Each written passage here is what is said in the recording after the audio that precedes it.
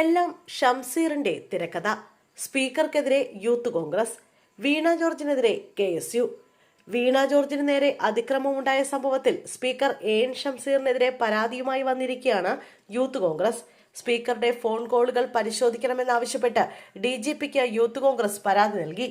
വീണ ജോർജിന് നേരെ അതിക്രമമുണ്ടായി എന്ന പരാതി സ്പീക്കറുടെ തിരക്കഥയാണെന്ന് യൂത്ത് കോൺഗ്രസ് KSU നേതാക്കൾ നിരന്തരം ആരോപിക്കുന്നതിന്റെ പശ്ചാത്തലത്തിലാണ് സ്പീക്കർക്കെതിരെ പരാതി നൽകിയിരിക്കുന്നത്.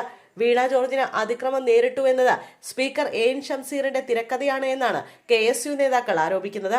വീണ ജോർജ് പൊതുസമൂഹത്തെ തെറ്റിദ്ധരിപ്പിക്കുന്ന പ്രസ്താവനയാണ് നടത്തിയതെന്നും AN ഷംസീർ തയ്യാറാക്കിയ തിരക്കഥയിലുണ്ടായ നാടകമാണിത് എന്നുമായിരുന്നു KSU സംസ്ഥാന അധ്യക്ഷൻ അലോഷ്യസ് സേവ്യറിന്റെ പ്രതികരണം. കരിങ്കൊടിയുടെ നൂലിഴ പോലും മന്ത്രിയെ സ്പർശിച്ചിട്ടില്ല. മന്ത്രി നടത്തിയ വ്യാജ ആരോപണത്തിന്റെ പേരിൽ CPM സംസ്ഥാന സെക്രട്ടറി കലാപത്തിന് ആഹ്വാനം ചെയ്തു. വീണ ജോർജ് അഭിനയ റാണിയാണെന്നും മാപ്പ് പറയണമെന്നും അലോഷ്യസ് സേവ്യർ ആവശ്യപ്പെട്ടിരുന്നു. അതിക്രമ പരാതിയുടെ തിരക്കഥ തയ്യാറാക്കിയത് ഷംസീറാണ് എന്നായിരുന്നു യൂത്ത് കോൺഗ്രസ് നേതാവ് ബിനു ചുള്ളിയലിന്റെ വിമർശനം. ആരോഗ്യ മേഖലയ്ക്കെതിരായ ആരോപണങ്ങളിൽ നിന്ന് ശ്രദ്ധ തിരിക്കാനുള്ള ശ്രമമാണ് ഈ പരാതിയെന്നും ബിനു പറഞ്ഞു. സമാന ആരോപണം ആവർത്തിച്ച യൂത്ത് കോൺഗ്രസ് ദേശീയ സെക്രട്ടറി KM അഭിജിത്ത് DGPക്കെതിരെയും രംഗത്ത് വന്നു. DGP AKG സെന്ററിലെ കഞ്ഞി കുടിച്ച യൂത്ത് കോൺഗ്രസിനെതിരെ വധശ്രമത്തിന് കേസെടുക്കുന്നുവെന്നും AKG സെന്ററിലെ പ്യൂണാണ് അദ്ദേഹമെന്നുമാണ് അഭിജിത്ത് വിമർശിച്ചത്. രക്തസാക്ഷി പരിവേഷത്തിനായി നാടകം കളിക്കുകയാണ് മന്ത്രി.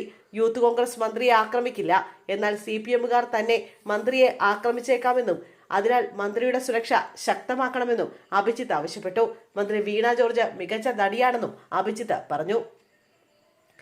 ഇതിനിടെ വീണ ജോർജിനെ KSU പ്രവർത്തകർ ആക്രമിക്കുന്ന ദൃശ്യങ്ങൾ ഹാജരാക്കുന്നവർക്ക് കുഴിമന്തി ചലഞ്ചുമായി എത്തിയിരിക്കുകയാണ് KSU മട്ടന്നൂർ ബ്ലോക്ക് കമ്മിറ്റിയാണ് ചലഞ്ചുമായി രംഗത്തെത്തിയിരിക്കുന്നത്. റെയിൽവേ സ്റ്റേഷനിലെ CCTV ക്യാമറകളിൽ ആരോഗ്യമന്ത്രി വീണ ജോർജിനെ KSU പ്രവർത്തകർ ആക്രമിക്കുന്ന ദൃശ്യങ്ങളില്ലെന്ന് ഇതിനകം RPF വ്യക്തമാക്കിയിട്ടുണ്ട്. കേസുമായി ബന്ധപ്പെട്ട റെയിൽവേ പോലീസ് RPFനോട് ദൃശ്യങ്ങൾ ആവശ്യപ്പെട്ടിരുന്നു. തുടർന്ന് നടത്തിയ പരിശോധനയിലാണ് ദൃശ്യങ്ങളില്ല എന്ന് വ്യക്തമായത്. എന്നാൽ KSU പ്രവർത്തകർ ആയുധം ഉപയോഗിച്ച് ആക്രമിച്ചതാണ് കേരള പോലീസിന്റെ FIRലുള്ളത്. കൊല്ലട എന്ന് ആക്രോശിച്ചാണ് പ്രവർത്തകർ ചാടിയതെന്നും മന്ത്രിക്ക് നേരെ ചാടി വീണ് കഴുത്തിൽ ആക്രമിക്കുകയായിരുന്നു എന്നാണ് FIRൽ പറയുന്നത്. മന്ത്രി വീണ ജോർജ് പരിയാരം ആശുപത്രിയിലെ നേഴ്സുമാർക്കൊപ്പമുള്ള ചിത്രവും KSU പുറത്തുവിട്ടു.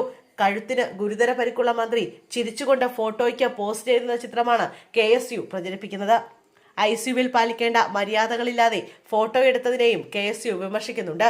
ഇന്നലെ രാത്രി 10 മണിക്കാണ് വിദഗ്ധ ചികിത്സയ്ക്കായി ആരോഗ്യമന്ത്രിയെ പരിയാരം മെഡിക്കൽ കോളേജിലേക്ക് എത്തിച്ചത്. MRI സ്കാനിംഗ് അടക്കം വിശദ പരിശോധന നടത്തി. ഗുരുതര പ്രശ്നമില്ലെന്നാണ് കണ്ടെത്തൽ.